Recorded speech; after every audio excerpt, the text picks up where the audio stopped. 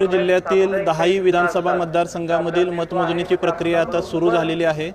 सर्व ठिकाणच्या strong room open करून माननीय निवडणूक निरीक्षक, माननीय काउंटिंग ऑब्झर्व्हर 10ही मतदारसंघासाठी आलेले आहेत। त्यांच्या उपस्थितीमध्ये उमेदवारांच्या प्रतिनिधींच्या उपस्थितीमध्ये स्ट्रॉंग रूम ओपन करून मतमोजणीची प्रक्रियेची सुरुवात आता होत आहे। मतमोजणी कर्मचारी उपस्थित झालेले आहेत। त्यांना सूचना देऊन बरोबर 8 वाजता पोस्टल बॅलेटची मतमोजणी सुरू होईल।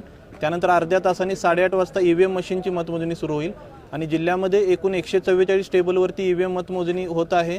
त्यासोबत 126 टेबलवरती पोस्टल बॅलेटची मतमोजणी होत आहे।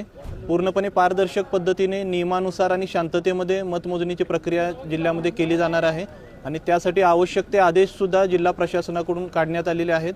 मतमोजणी परिसराच्या 200 मीटर परिसरामध्ये वाहनांना परवानगी देण्यात येत नाही आहे आणि त्यासोबतच मतमोजणी केंद्रामध्ये मोबाईल सुद्धा अलाउड करण्यात आलेले नाही।